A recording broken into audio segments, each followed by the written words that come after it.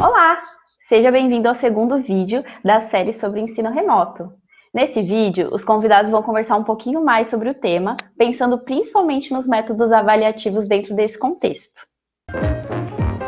Vou seguir com o Helder, então. Helder, a avaliação ela já é um problema no ensino presencial. Como que a gente pode enfrentar essa problemática no ensino remoto?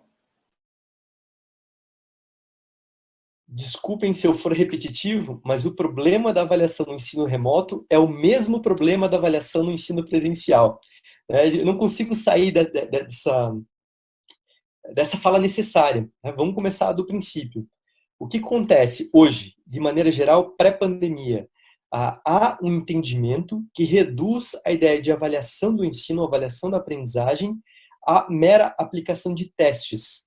Uma testagem com um fim que é quase que de certificação, que é te aprovar ou reprovar de um curso. Você faz a prova ou passa ou reprova. Isso não é avaliação. Isso é a aplicação de um teste, é estabelecer uma medida e tomar uma decisão que é reprovar ou não a pessoa. Na educação, geralmente se chama isso de avaliação somativa ou sumativa, dependendo da tradução que se utiliza para isso. Avaliar, dentro do contexto educacional, predominantemente deveria ser visto como um aspecto central da criação de condições de ensino. Do que eu estou falando?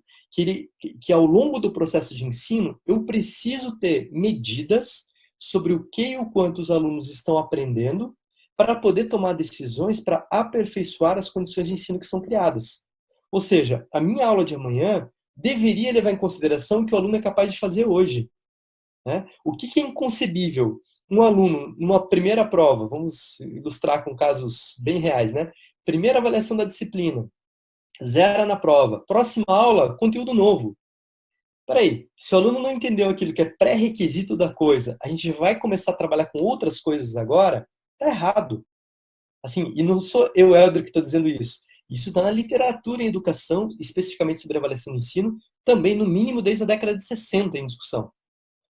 A gente deveria criar condições para o aluno ter acesso ao conhecimento, lidar com o conhecimento, construir a partir disso. Agora, avaliar o que ele está sendo capaz de fazer com base nesse conhecimento e com base nesse teste, nessa avaliação, eu tomo decisões. O processo de avaliação, ele envolve medida e tomada de decisão.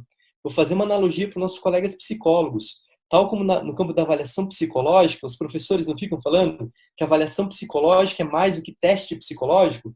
Testagem é medida. A avaliação envolve medida com vistas a algo. A avaliação do ensino da mesma maneira. Eu tenho que ter medidas ao longo do processo educativo que me possibilitem tomar novas decisões. Nesse sentido, a avaliação não deveria ocorrer ao final da disciplina ou ao final de um momento, mas deveria ser parte intrínseca das atividades de ensino. De eu criar uma condição para o aluno aprender e verificar ou avaliar sistematicamente se ele está aprendendo. E com base nisso, tomar decisões para aperfeiçoar as condições de ensino. Isso é um problema nosso geral. Agora, no ensino remoto, eu tenho que mudar as atividades de ensino. Antes eu botava os alunos em grupo para trabalhar, para fazer um trabalho em grupo em sala de aula. Agora é online. Para alguns professores está sendo possível criar grupos, subdividir o seu grupo para trabalhar, não sei o quê, depois volta para o grupo geral. Mas isso é para quem tem acesso a alguns recursos tecnológicos e que os alunos estão tendo condições de acesso adequado para fazer esse tipo de atividade. Qual é o nosso retrato hoje? Foi feito um levantamento, por exemplo, não é das universidades, é da educação pública no Brasil, e só 19% dos professores e estudantes indicaram que tem conexão de internet adequada para fazer atividades de ensino online. Ou seja, 80% a conexão trava, eu assisto a aula online, mas eu fico só ouvindo, porque se eu ligar a imagem para tudo, e aí por diante. Ou seja, para muitos professores, trabalhar de maneira síncrona está sendo algo bastante difícil ou impossível se você quiser fazer teu ensino chegar a todos os seus alunos. E aí vem um problema para a gente. Como é que eu crio atividades de ensino e, junto a elas, avaliações, sistemas de avaliação em atividades assíncronas? Que atividade é essa que eu vou fazer com os alunos? Como é que eu vou fazer um trabalho em grupo agora? Tem meios, eu quero dizer assim, não é que é impossível, mas a depender dos recursos que nós temos na mão, eu tenho que pensar em atividades de ensino e atividades avaliativas de uma maneira bastante diferente. Agora, o problema central ainda é o entendimento que o professor tem sobre o que é a avaliação de ensino ou avaliação de aprendizagem. A depender desse entendimento, fica muito desconectado, porque eu vou imaginar só que é certificar se o aluno atende ou não atende critério. E aí o que eu quero destacar isso não é fazer avaliação de ensino, né? Isso é uma avaliação que tem outra finalidade. A avaliação central para o professor tem que ter um papel formativo. Então ele tem que estar junto com as atividades de ensino. De eu saber se o aluno está sendo capaz de lidar com um certo tipo de conhecimento, sendo capaz de construir suas novas aprendizagens com base naquilo que eu estou criando ou oferecendo como condição de ensino. Esse, para mim, é o grande desafio, né? Esse reposicionamento no entendimento do que é a avaliação. E depois disso, como aspecto secundário, dados os recursos que eu tenho nessa interação eu e meus alunos, que não dá para fazer por uma média nacional. Como disse, né, tem professor que está com os alunos em instituições que está com acesso quase que garantido para todos, e tem alunos que mal podem usar a internet, gente. Então, assim, a depender dessas condições, o que eu farei de atividade avaliativa e de atividade de ensino precisa ser bastante diferente. Agora, mesmo para quem não está podendo usar muito online, como é que eu faço isso? Né? Dá para eu pedir produção dos alunos, elaboração de projetos, em que eles me mandem parte do que eles foram capazes de fazer, ou que ele mande para o colega corrigir a parte dele, e aí agora faz os dois juntos, alguma coisa integrada, e aí a gente confere tudo isso, dá feedbacks formativos para essa turma toda. Enfim, tudo isso pode ser bastante avaliativo. Alguns contextos, uma dica que tem se dado muito para os professores nesse contexto você ter um conjunto de atividades em que o aluno faça as suas coisas a cada unidade de ensino de uma disciplina e, ao final da disciplina, solicite para o aluno a organização do que se chama de portfólio, que nada mais é do que você juntar tudo que você fez nessa disciplina, bota tudo no documento agora, volta você a olhar tudo que você produziu e faz uma síntese do que você aprendeu nessa disciplina e compara isso com os objetivos que eram previstos. E me diga você se você aprendeu aquilo que era importante nessa disciplina. Isso cria uma oportunidade para o aluno rever o que ele fez ao longo de um semestre e fazer uma síntese sobre o quanto ele avalia que atende aos objetivos de ensino agora ou não atenderia. Essa é uma forma, né? Acho que o menos importante agora é fazer prova. Né? Não é o problema de aprender a fazer prova, sei lá o quê. Não é esse o terror. Como é que meu aluno não vai colar online? É só você não fazer prova. Não quer que eles não colhem e não faça prova. A ideia é essa. Ou não faça uma prova que vale nota. Vou dar um exemplo, uma disciplina que eu estou fazendo, a gente tem uma avaliação que todo semestre eu dou a mesma avaliação na disciplina, o mesmo teste, desculpem, né, com as mesmas questões, 12 questões dissertativas. E ao longo do semestre eu vou avaliando o padrão de desempenho dos alunos de maneira recorrente ao longo das turmas. E, em geral, eu coloco um peso para essa avaliação nas disciplinas na presencialidade. Agora, no ensino remoto, o que a gente fez? A gente tirou a nota dessa prova, e eu estou pedindo para os alunos fazerem voluntariamente a prova, porque eu vou dar como se fosse a nota para eles, mas a nota não vai computar para a avaliação final do semestre. Por quê? Porque eu estou avaliando agora o ensino. Eu não quero saber se eles sabem ou não sabem, eu quero saber se as condições que eu criei para eles aprenderem foram efetivas. Se eu colocar a nota, se ela ok, botar uma coisa compulsória, aumenta a chance de comportamentos disruptivos, né? De cola e sei lá o quê. Então tira tudo isso. E sua nota é constituída de outras maneiras. E não tem problema, gente. O aluno entregar o trabalho, a reflexão que ele faz, a construção coletiva e sei lá o quê, eles me predizem o quanto o aluno está sendo capaz de fazer alguma coisa ou não. Para outras disciplinas, especialmente aquelas que não tem muito como hoje viabilizar condições ou atividades de ensino online, também é mais difícil fazer avaliação. Então, disciplinas práticas, que inclusive em grande parte das instituições estão suspensas por hora, ou em alguns contextos está se tentando fazer de alguma maneira, avaliar essas disciplinas certamente é um desafio ainda maior pela impossibilidade de recursos tecnológicos, né? Mas voltando para sintetizar a discussão toda, o grande problema não é a adaptação para o online, é de novo requalificar o nosso entendimento sobre o que é a avaliação de ensino. Se eu puder fazer só um comentário da fala do Helder, eu achei legal quando ele puxou a questão da cola, que isso é uma coisa que eu sempre discuto também quando eu estou conversando com professores, enfim, que a gente tem que refletir sobre qual é a função da cola, né? O que ela nos diz, né? Por que o aluno cola? O aluno cola porque ele está sob o controle da nota, ele não está sob o controle do aprender. Então, qual é o grande reforçador naquele momento? É obter um conceito ou uma nota ao final.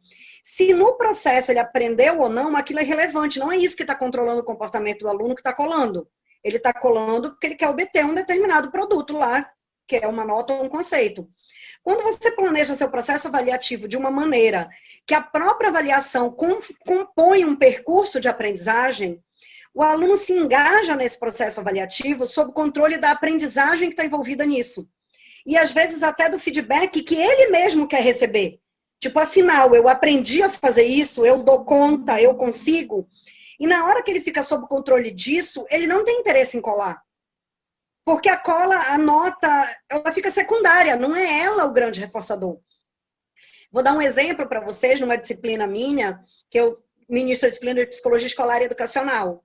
E a última atividade avaliativa que eu costumo fazer é que os alunos precisam planejar um setor de psicologia. Então, eu levo para eles um projeto político-pedagógico de uma escola, e aí a gente cria uma situação fictícia de que aquela escola não tem psicólogo. E eles foram contratados para criar o setor de psicologia com base naquele projeto político-pedagógico. Os alunos sabem que essa é a avaliação final da disciplina desde o primeiro dia de aula. Eles sabem exatamente o que eu vou pedir, eles sabem tudo, como é que vai ser, e no dia eu deixo eles fazerem a consulta que eles quiserem. Porque o meu raciocínio é, quando eles forem construir um setor de psicologia, ninguém vai dizer não olhe livro, não consulte a internet, não... Você pode fazer isso. A questão não é ter acesso ao recurso, é saber usar o recurso que você está tendo acesso. Então, eles usam celular, eles leem livro, eles fazem o que eles quiserem. Já teve esse semestre, inclusive, que a mesma avaliação durou mais de um dia. Eles começaram a fazer na segunda e foram voltar na quarta, a mesma avaliação. Tiveram tempo em casa, puderam debater com os colegas o que estavam fazendo, enfim. Por quê? Porque o relevante é a habilidade que está sendo desenvolvida. Então, não adianta nada eu pegar, porque o fulano botou tal coisa na escola dele, então eu vou botar também. Tipo, não é isso que é o mais relevante. E eu não tenho uma experiência com esse formato de avaliação de cola que seja significativa. Vou dizer, nenhum aluno nunca tentou plagiar. Não, gente, não existe isso. Nenhum e todos, nunca, não procede. Mas não é algo que é um problema para mim. Não é uma dificuldade que eu enfrento. Porque eu percebo para os alunos que a ideia de estar criando um setor de psicologia é um desafio que ele é reforçador em si mesmo. A ideia de eu conseguir ao final, tipo, eu criei o meu setor, é extremamente reforçador. Tanto que eu já tive alunos que não voltaram para ver a nota. Eles já viram a nota quando a nota foi lançada no cômputo final, porque não era o crucial para eles naquele momento. Então, eu acho que isso bate muito com o que o Helder está colocando, dessa visão da função da avaliação, tanto para o professor quanto para o aluno, né? Aline, muito legal o exemplo que você traz e análise também, né? E um exemplo bem prático disso, né? Se a gente pegar um aluno que a disciplina é constituída por 2 provas, ele zera a primeira, a chance dele reprovar é muito alta, né? Então, para o aluno, a chance de fracasso é enorme e o custo social de ter um cara que vai ocupar novamente uma cadeira, uma disciplina, uma vaga que poderia ser para outra pessoa, é muito grande, o custo de um estudante superior, especialmente na rede federal de ensino, né? Agora, veja, e se esse aluno tivesse a oportunidade de refazer a avaliação, refazer o teste? Por que raios os alunos não podem refazer suas provas, gente? Tá? Para o aluno seria melhor, para a universidade seria melhor, para o fluxo geral das coisas seria melhor e seria muito mais compatível com a ideia de ensinar. Se meu desafio como professor é ensinar, o aluno foi mal na prova, o problema é ajudar esse cara agora a ir bem. Então, assim, agora imagina a questão da cola, né? Se você faz uma prova que você sabe que se for mal você pode refazer, o quão preocupado você vai estar em colar. Então, assim, essas preocupações muito que estão muito em voga, é cola no recurso online, tem que travar a tela do monitor. Pô, gente, e se a prova pudesse ser refeita? Será que só isso não minimiza muito a chance de que o aluno queira colar? Porque ele sabe que, a depender do que ele faça, ele vai ter novas oportunidades para aprender e para refazer aquele teste. Que a nota de uma prova não é destino. Acho que isso é muito grave, né? A gente colocar um aluno para fazer uma prova qualquer, de uma condição de ensino que não sabemos como é que ocorreu, e aí, depender daquele resultado, o cara vai se dar bem ou vai ser um fracasso no curso. Isso é inconcebível. Isso vai na contramão do que a gente entende por ensinar e aprender o nosso papel na universidade. Então, daria para fazer isso de uma maneira melhor, né?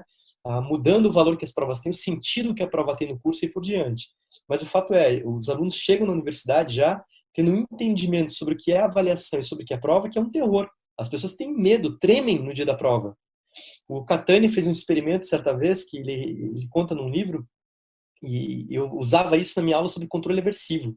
Que os alunos entravam na sala e eu ficava com cara de mal. Eu, em geral, tenho uma cara muito tranquila e tal. Nesse dia, eu faço aquela cara, sabe quando você tá pistola, brabo? Os alunos entram já brabo. pessoal senta, eu bato a porta e falo, papel e caneta em cima da mesa, mais nada. Todo mundo já fica me olhando. Tem prova surpresa hoje.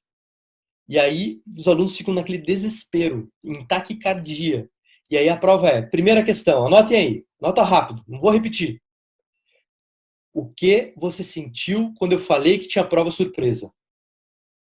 Ponto.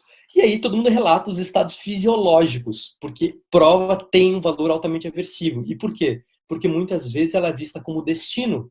A gente não oportuniza aquilo como uma condição para ensinar, para melhorar a condição de ensino, coisas do tipo. E isso mostra o fracasso que tem sido a discussão ou a formação de professores em relação à avaliação em todos os níveis de ensino, inclusive universitário. Né?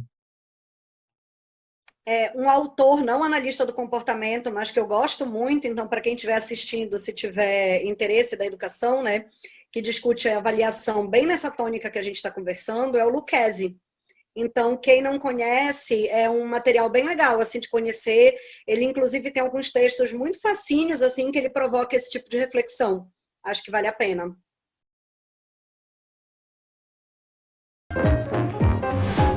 Muito obrigada por assistir mais um vídeo. Não deixe de assistir o próximo vídeo, que vai ser sobre ensino remoto e metodologias ativas. Deixe seu like, compartilha e até a próxima!